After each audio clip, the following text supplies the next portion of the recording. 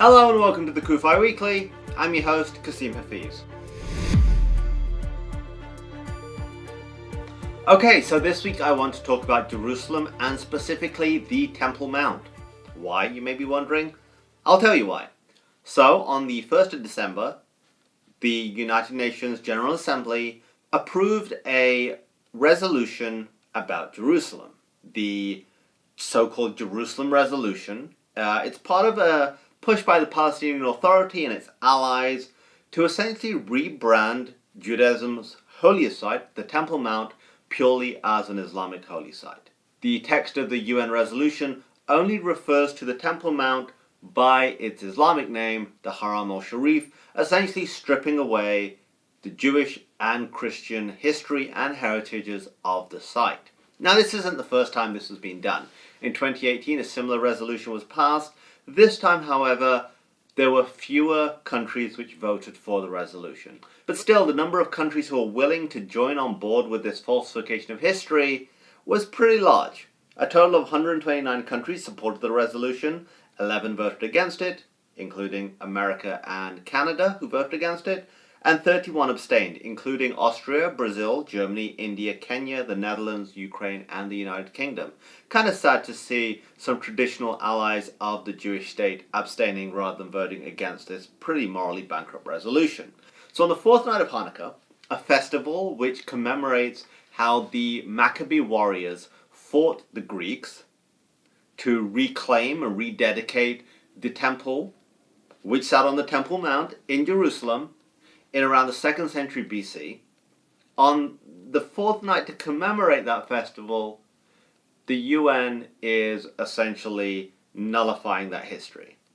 You know, it's the UN, and while for some people still the UN holds some sort of prestige, why, I have no idea, with the amount of scandals, the incredible amount of bias when it comes to Israel, and its inaction when it actually comes to fighting human rights violations, there are some people who still apparently value the UN's opinion.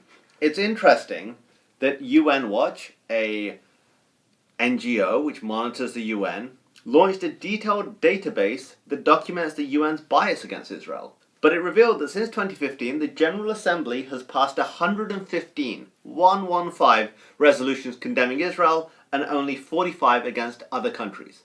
115 against Israel alone and 45 against all the other countries in the world combined. And I just want you to cast your minds back over the last few years, going back to 2015. We've had the Syrian civil war. We've had violence in Africa. We had ISIS. We've had genocide against Christians. Systematic human rights violations in China, North Korea. We've had the suppression and attacks on religious minorities in South Asia. A lot going on since 2015. I'm sure during the Hanukkah period you saw many public figures, from politicians to athletes to activists, wishing Jewish communities around the world happy Hanukkah.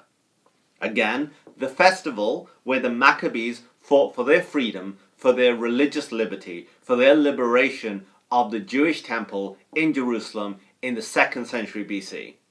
So in the 2nd century BC, the Jewish people were clearly indigenous to the land. The temple stood in Jerusalem.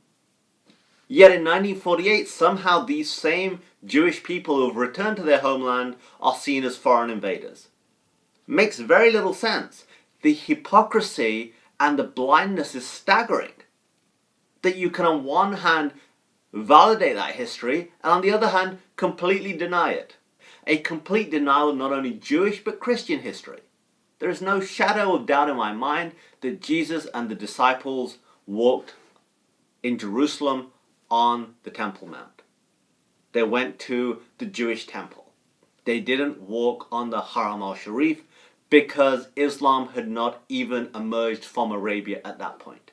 So all of these steps, be it from the UN to those people who are pushing this idea that Israel stole the land, are not helping peace. All they are doing is feeding the machine which propagates war, which propagates hatred, which has propagated and been responsible for terrorism. That is why we must be the light in the darkness. We must speak the truth. We must tell the truth. and we can never shy away from that. It's not an option, it's a responsibility. For Zion's sake, do not remain silent. This is Kasim for the CUFI Weekly.